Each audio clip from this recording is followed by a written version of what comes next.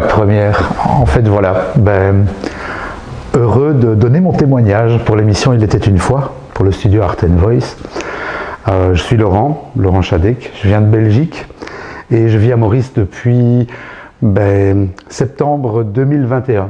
Alors on est arrivé à Maurice il y a quelques mois là maintenant avec mon épouse et nos 4 enfants. Pas du tout dans la foi chrétienne, aucunement d'ailleurs. On est arrivé, en fait, on provient du New Age. New Age, en fait, c'est-à-dire qu'on donnait des soins énergétiques, mon épouse tirait le tarot, on faisait tout ce genre d'activités, entre autres. Mais on est venu surtout avec un projet ici visant à aider les écoles mauriciennes et privées à éradiquer le harcèlement en milieu scolaire. Et donc on a remis ce dossier pour pouvoir avoir notre visa et être résident officiellement à Maurice pour les 10 prochaines années. On est donc arrivé en septembre 2021 et on n'imaginait pas tout ce qui allait se passer de septembre 2021 jusqu'au jour d'aujourd'hui.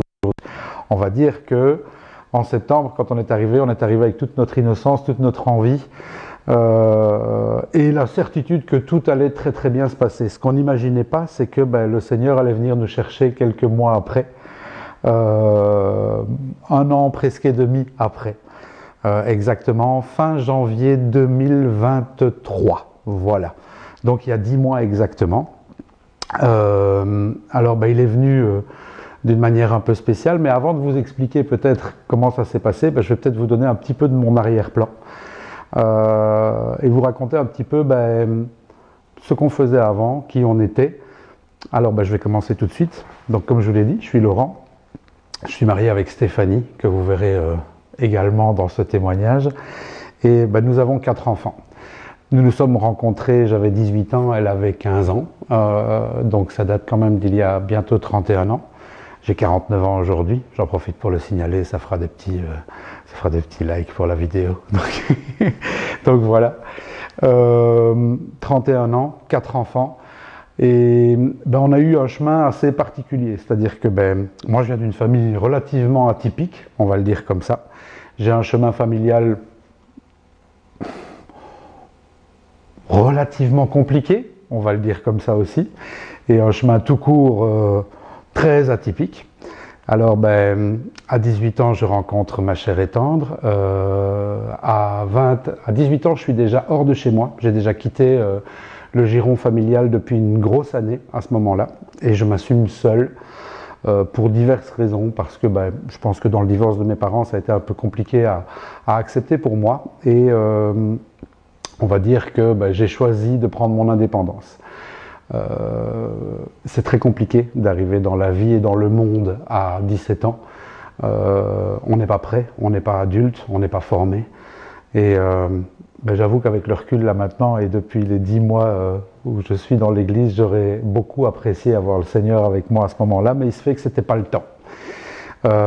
J'ai donc vogué comme je pouvais, je me suis accroché, j'ai eu la chance de rencontrer mon épouse et ça m'a permis de terminer mes études, j'ai fait l'école hôtelière. Suite à l'école hôtelière, j'ai navigué dans différents boulots. J'ai d'abord été commercial pendant un peu moins d'une dizaine d'années, j'ai travaillé pour Nestlé, j'ai travaillé dans l'outillage pour les professionnels, j'ai travaillé dans la publicité. J'ai même vendu des tapis d'accueil pour les magasins. Donc j'ai vendu pas mal de choses, mais je ne m'épanouissais pas forcément dans ce travail. Et puis j'ai choisi de changer complètement de carrière au moment où mon épouse m'a annoncé qu'elle était enceinte de notre premier enfant. Parce que c'est à ce moment-là que j'étais en train littéralement de piquer du nez et de faire un premier burn-out. Et donc je me voyais exactement suivre les rails familiaux, les rails que mon père, avait vécu avant, c'est-à-dire la dépression, la dépendance et l'addiction, puisque pour lui c'était l'alcool. Pour moi, c'était le cannabis. Et donc, ça m'a suivi pendant de très, très, très nombreuses années. Le cannabis, il est resté, mais j'ai changé de carrière. Je suis devenu éducateur pour les enfants placés par le juge. Ensuite, après ça, je me suis retrouvé à faire différents boulots dans le social. J'ai été donc éducateur, j'ai été formateur pour des adultes en réinsertion sociale. Donc des anciens prisonniers, des anciens alcooliques, des anciens drogués, etc., etc. Et puis, le social ne payant pas bien et ayant une famille à assumer, je suis retourné, je vais dire, à ma formation initiale, à savoir l'école hôtelière. Donc là, j'étais gérant dans la restauration pour devenir indépendant. 2 ans après, je pense que je suis resté 2 ans dans la restauration. Et puis, Lilou, notre deuxième enfant, est arrivé. Et là, on s'est dit, ça va être compliqué de l'avoir, surtout quand on travaille dans la restauration. Donc là, on s'est lancé en tant qu'indépendant dans, on va dire, le coaching, l'accompagnement de personnes au niveau nutritionnel. Ça a duré 6 ans, presque 7 années. Ça a été très enrichissant. Et c'est là qu'on a découvert justement ce que je vous expliquais tout à l'heure, le New Age. C'est-à-dire que il nous a été demandé de progresser sur notre personne, de faire du développement personnel, de devenir des personnes inspirantes. Et pour nous, on ne savait pas trop ce que ça voulait dire. On n'avait jamais été amené à expérimenter ce genre de choses, mais on s'est retrouvé à faire de l'énergétique, du reiki, à faire du coaching, etc. C'était intéressant. Le coaching est toujours, je dirais, fait toujours partiellement partie de notre vie là maintenant, mais on a adapté les choses. Par contre, l'énergétique, ça nous a accompagnés pendant des années. Et on avait vraiment la volonté et l'envie de bien faire et d'aider les gens. Ce qu'on ne savait pas, c'est que on touchait à des énergies, on touchait, je vais dire, à quelque chose qui va complètement à l'encontre et à l'opposé de ce que le Seigneur nous propose, justement. Et le malin, il a cette particularité d'être très séduisant. Il a cette particularité de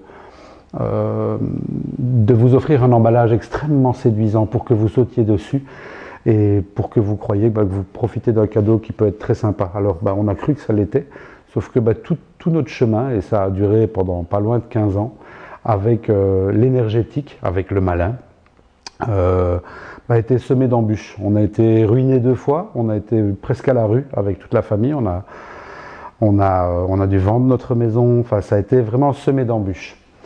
Puis, Covid est arrivé, ça a occasionné une grosse remise en question.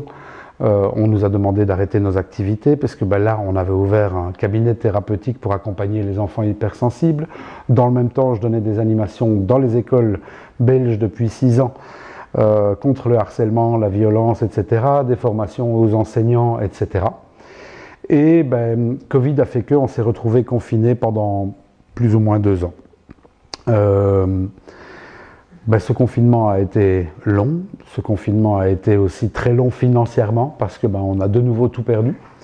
On a dû laisser le centre et la maison qu'on louait dans une grande ville belge francophone. On a dû tout arrêter, tout remettre et ça s'est fait avec perte et fracas de nouveau parce que ça s'est pas bien passé. On a donc choisi de partir à Maurice. Et la manière dont on arrive à Maurice est un peu particulière aussi, puisque un jour, mon épouse, qui souffrait de douleurs dans l'oreille chaque nuit, en quelque sorte remettait un petit peu ça sur ma consommation de cannabis. À savoir que c'est chaque fois que je consommais ce genre de choses, qu'elle souffrait de par son hypersensibilité de ces douleurs dans l'oreille. Et parce qu'on avait aussi des croyances liées à l'énergétique qu'on pratiquait, liées au tarot, liées à tout ça, qui lui faisaient dire que j'attirais des énergies pas très positives, on va le dire comme ça. Et donc moi j'étais un peu agacé par ce message-là. Donc un jour je lui ai dit, écoute, je pense que ce serait peut-être intéressant que tu médites. On ne parlait pas de prière, que tu médites, parce que je pense qu'il y a un message que tu ne veux pas entendre.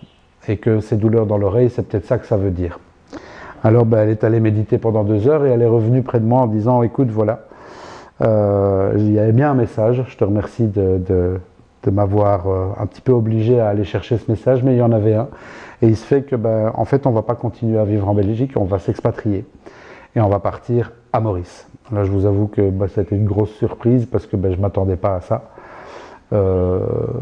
J'avoue que c'était même énorme, même si on était venu en voyage de noces 20 ans plus tôt ici, 21 ans exactement à ce moment-là. J'imaginais pas qu'on allait aller jusqu'à lui donner une destination. Puis on s'est engagé à venir à Maurice.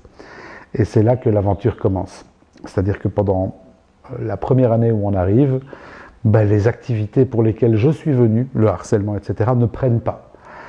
je me retrouve à accepter de faire un travail que j'ai jamais fait avant. Par chance, j'ai un plaisir énorme à imiter les gens, à imiter des voix depuis que je suis enfant. Et là, il se fait que je pouvais gagner ma vie en utilisant ce petit talent-là. Alors je m'explique, en fait je me suis retrouvé à travailler comme doubleur professionnel dans des studios de doublage où on travaille pour Canal+ Afrique, on travaille pour Netflix, etc. etc. J'ai une très mauvaise expérience dans un des studios où je travaillais, une expérience où de nouveau je me fais arnaquer, où de nouveau je perds de l'argent.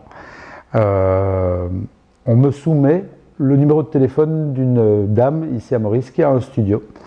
Et on me demande de lui téléphoner en me disant, voilà, peut-être qu'elle pourra te faire travailler. Et donc il se fait que je l'appelle et elle me fait faire un casting, on enregistre ma voix et il se fait qu'elle me dit, ok, je te prends, c'est bon. Moi jusque-là, j'avais aucune idée de ce qu'elle allait me faire doubler puisque j'étais habitué à faire des séries, des films, des cartoons. Et donc il se fait qu'en fait c'était mon premier contact avec une église chrétienne. À savoir que je me suis retrouvé à doubler un pasteur américain d'une école biblique du Colorado. Et donc, j'avoue que les 4 premiers épisodes que j'ai doublés m'ont confronté. J'étais pas très enthousiaste avec tout le message qui sortait de là, parce que j'avais ma propre rébellion, parce que j'étais pas OK avec la notion de soumission, j'étais pas OK avec la notion d'obéissance. C'était un peu compliqué pour moi. Mais je le faisais de manière alimentaire puisque on était presque à la rue. De nouveau, ce qu'on avait quitté en Belgique comme situation difficile, on la retrouvait ici à Maurice. Et, pardon. Et donc, est venu ce 5e ou ce 6e épisode, je pourrais plus dire comme ça, où ce pasteur a déposé le message de la croix. Et là, ce qui devait se produire s'est produit. À savoir que je me suis effondré. Je me suis retrouvé bouleversé devant ce message parce que jamais, alors que je suis né dans une famille catholique, jamais on m'avait expliqué le pourquoi Jésus avait donné sa vie. Et ça change tout en fait, ça a tout changé pour moi. Je me suis complètement repenti, je me suis aperçu que la voie que j'avais choisie, que je croyais être spirituelle dans l'énergétique, n'était pas la bonne. Non seulement qu'elle n'était pas la bonne, mais qu'en plus, je n'étais pas guidé ni par le Seigneur ni par le Christ, mais que j'étais bien de l'autre côté. Et donc c'est ça en grande partie qui m'a bouleversé. Pendant plusieurs jours, ça a été vraiment des grosses remises en question, une énorme repentance. Et au moment où je suis bouleversé, au moment de ce message de la croix, j'ai demandé un quart d'heure à mon technicien avec qui j'étais en studio pour reprendre mon souffle, pour reprendre ma respiration, parce que je ne comprenais pas trop ce qui m'arrivait. Je savais intérieurement que c'était très beau, que c'était intense, mais je ne comprenais pas. Et j'ai donc été trouver la directrice de ce studio qui m'a vu arriver dans son bureau avec des larmes plein les yeux et qui s'est inquiétée et en me demandant mais qu'est-ce qui se passe, tu vas pas bien, tu es malade, et moi de lui dire non en fait, il se fait que je viens de recevoir le message de la croix et que je suis bouleversé. Et là, c'est là qu'elle m'a pris dans ses bras en me disant « Bienvenue mon frère, te voilà né de nouveau ». Et ce « né de nouveau », cette expression, je ne la comprenais pas, parce que pendant plusieurs épisodes, il en parlait, et moi je ne comprenais pas cette notion de nouvelle naissance. Et puis, elle m'explique que c'est ce qui vient de m'arriver. Tout de suite, moi j'étais très enthousiaste, alors j'ai choisi de téléphoner à mon épouse. Et ça, c'est le plus grand des miracles en fait que j'ai à déposer dans ce témoignage là maintenant, c'est que au moment où j'ai appelé mon épouse, je lui ai dit écoute, j'étais à 50 km d'elle, et je lui ai dit écoute, quand je vais rentrer ce soir, je voudrais qu'on parle. Et elle me dit moi aussi. Alors j'ai dit ok, parce qu'on parle beaucoup, hein, on est des babayes comme on dit chez nous en Belgique, on aime parler, on aime discuter, mais là, j'ai dit non, là, j'ai besoin de te parler de quelque chose de très important. Et elle me répond de nouveau, moi aussi. Et puis vient la 3e interruption, j'ai dit non, j'ai besoin de te parler du Seigneur et de Jésus.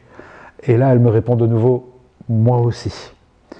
Alors là, c'était un peu surprenant parce que moi je lui dis, mais non, c'est moi qui suis en studio, c'est moi qui double des pasteurs. Et toi, tu veux me parler aussi du Seigneur et de Jésus, je ne comprends pas. Tu as téléphoné à ma patronne, qu'est-ce qui se passe? Elle me dit non. Je suis en train de regarder des vidéos sur YouTube et je suis en train de regarder des vidéos de personnes qui, comme nous, étaient dans le New Age et se sont convertis. Et je suis aussi, comme toi, bouleversé. En fait, c'est ça le miracle, c'est que le Seigneur est venu nous chercher tous les deux le même jour, à deux endroits différents. Et c'est extraordinaire la manière dont ça s'est passé, dans le sens où 2 semaines après, on était au culte dans une église et on a eu la chance de tomber sur cette merveilleuse église chrétienne de Maurice. Et donc on s'est retrouvés là, on a été brisés lors de ce premier culte, littéralement brisés. 3 pasteurs se sont mis autour de nous, ont prié pour nous. 6 semaines plus tard, on a choisi de se faire baptiser. On a eu la chance que 3 de nos 4 enfants ont choisi de nous suivre. Notre fils aîné, à ce moment-là, avait une petite amie. Et c'était un peu compliqué pour lui d'accepter ce chemin, d'accepter cette conversion. C'était vraiment très compliqué parce que il nous avait suivis depuis sa naissance quasi dans l'énergétique et pour lui c'était normal l'énergétique. Par contre, voir rentrer Jésus, le Seigneur, dans notre vie, pour lui c'était aberrant. Et aujourd'hui, je suis très heureux de pouvoir dire que ça fait 3 mois qu'il nous a rejoints parce que le Seigneur a très bien fait les choses. Et donc 3 mois après, il est avec nous dans l'église et j'ai reçu de sa part, il y a 3 semaines plus ou moins, un merveilleux message qui me dit « Papa, je viens de passer les 2 plus beaux mois de ma vie ». Il a 21 ans. Je pense qu'il avait déjà vécu des choses aussi dans le monde, on va le dire comme ça. Et que là, à 21 ans, après 3 mois dans l'église, l'entendre dire « Je viens de passer les 2 plus beaux mois de ma vie », c'était, je crois, le plus beau cadeau qu'il pouvait me faire. Aujourd'hui, le Seigneur est venu nous chercher tous les 6 et c'est une grâce énorme. Ça fait 10 mois qu'il nous restaure parce que, comme je vous l'ai dit, c'était compliqué. C'était très très compliqué financièrement. On était de nouveau presque à la rue ici. Alors je ne vais pas dire que c'est aisé là maintenant, mais dans tous les cas, il est en train de remettre un ordre comme il n'y a jamais eu dans notre vie. Et moi, j'ai une gratitude infinie envers ce qu'il a fait pour nous. Et donc, si je peux terminer de cette manière-là, moi, je voudrais inviter tout le monde à croire. On va vers des temps très compliqués là maintenant. Et c'est le Seigneur qui nous a sauvés, c'est le Christ qui nous a sauvés, comme ils peuvent tous vous sauver aussi. Et je vous remercie vraiment de m'avoir écouté.